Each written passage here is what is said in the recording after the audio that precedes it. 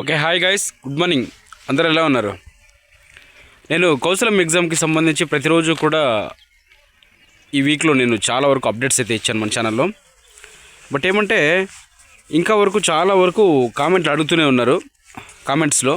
అన్న, కౌశలం ఎగ్జామ్ మేము మిస్ అయిపోయాము, ఏ విధంగా రాయాలా, మళ్ళీ ఏ విధంగా రాయాలా, కొన్ని అనివార్య కారణాల వల్ల ఎగ్జామ్ అయితే మేము మిస్ అయిపోయాము.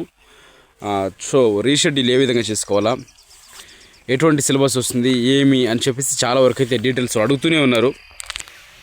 సో వాళ్ళందరి కోసం మళ్ళీ ఈరోజు ఇంకొక డే చేస్తున్నాం.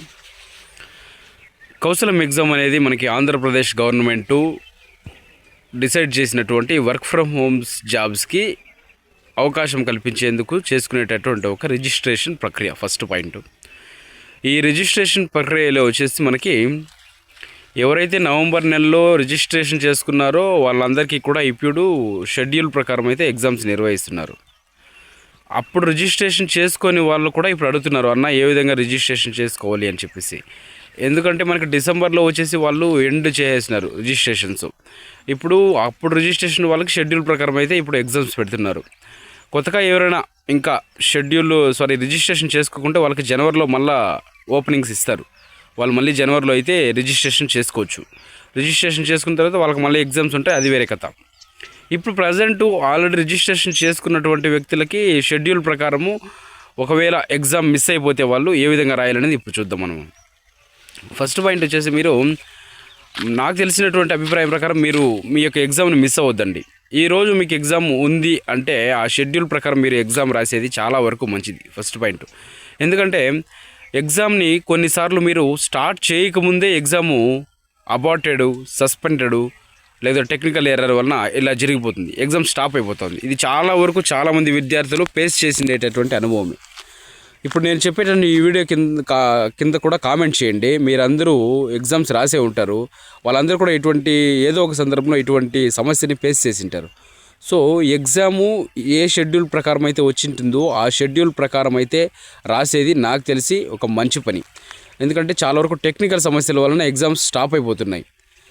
అదొక పాయింట్. తర్వాత మీకు సొంత కారణాలు ఉండొచ్చు, ఏమైనా డెత్ కేసెస్ కానీ లేదా వేరే ఊర్లో ఉండి అన్ఫార్చునేట్లీ రాకపోవడం కానీ ఇలాంటివి కొన్ని కేసులు, లేదా వేరే ఎగ్జామ్స్ ఏమైనా ఉండి అటెండ్ అవ్వలేకపోవచ్చు. ఇవన్నీ రేర్ కేసుల్లో జరుగుతాయి. అటువంటి రేర్ కేసుల్లో ఉన్నవారు ఎక్స్క్యూజెస్ తీసుకొని తర్వాత రీషెడ్యూల్ చేసుకోవాలా మీ ఎగ్జామ్ని. రీషెడ్యూల్ ఏ విధంగా చేసుకోవాలి అంటే, ఫస్ట్ మీరు సచివాలయానికి వెళ్ళాలా.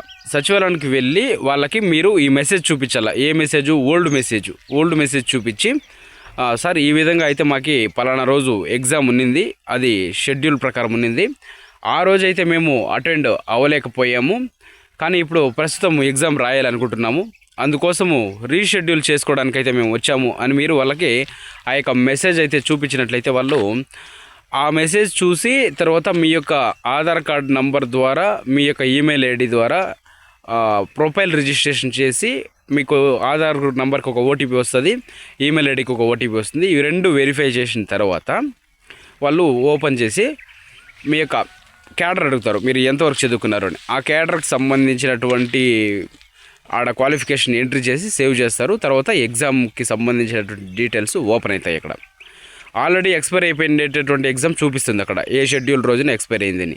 ఆ ఎక్స్పైర్డ్ అయిపోయింది నెంబర్ 1లో ఉంటుంది. సెకండ్ వచ్చి ఇంకో ఆప్షన్ ఉంటుంది, కమ్యూనికేషన్ స్కిల్ అసెస్మెంట్ అని. అక్కడ కింద రీషెడ్యూల్ అని ఒక ఆప్షన్ ఉంటుంది. ఆ రీషెడ్యూల్ కనుక మనం ఆప్షన్ క్లిక్ చేసినట్లయితే మనకి కమ్యూనికేషన్ స్కిల్ అసెస్మెంట్కి అయితే రీషెడ్యూల్ లింక్ మనకి రాదు. మనము సచివాలయానికి వెళ్ళి అక్కడ ఉన్నటువంటి ల్యాప్టాప్లోనే మనము ఓన్ వాయిస్తో 3 క్వశ్చన్స్ ఇస్తారు, అవి రాయవలసి ఉంటుంది 15 నిమిషాలది. అది సచివాలయంలో మాత్రమే. స్కిల్ అసెస్మెంట్, టెక్నికల్ అసెస్మెంట్కి మాత్రం మనకి ఈమెయిల్ ఐడికి లింక్ వస్తుంది. ఆ లింక్ ఓపెన్ చేసుకొని మనము ఎగ్జామ్ అయితే రాయొచ్చు. ఈ విధంగా అయితే రీషెడ్యూల్ చేసుకొని ఎవరైతే మిస్ అయిపోయిండారో ఎగ్జామ్ రాయకుండా వాళ్ళు రాయొచ్చు. ఈ విధంగా అయితే నో ఇష్యూ. బట్ నా అభిప్రాయం ఫస్ట్ మీకు వచ్చినట్టే మాత్రం ఫస్ట్ ఆఫ్ ఆలే పోయి ఎగ్జామ్ రాసేయండి. ఎగ్జామ్ రాస్తే టైం సేవ్ అవుతుంది మీకు, అదొకటి. ఇంకోటి ఏమంటే టెక్నికల్ ఎర్రర్ వల్ల మళ్ళీ ఎగ్జామ్ పోస్ట్ పోన్ అయ్యేటట్టుంటే చాలా వరకు క్యాన్సిల్స్ అయిపోయేటటువంటి అవకాశం ఉంది. ఎందుకంటే చాలామంది అభ్యర్థులు ఈ యొక్క జాబ్స్కి అయితే అప్లై చేయడం జరిగింది. సో వాళ్ళందరికీ ఎగ్జామ్స్ పెట్టాలంటే కూడా గవర్నమెంట్ దగ్గరగా మళ్ళీ 1 year టైం అయిపోతుంది. వీళ్ళందరికీ రోజుకి ఒక సచివాలయానికి 2 పెడతా ఉండేది ఎగ్జామ్. అట్లా ఒక రోజుకి ఒకే విలేజ్కి ఒక 20 మనిషిని వేసుకుంటే చూద్దాం ఎన్ని రోజులు పడుతుంది అనుకుంటారు మీరు.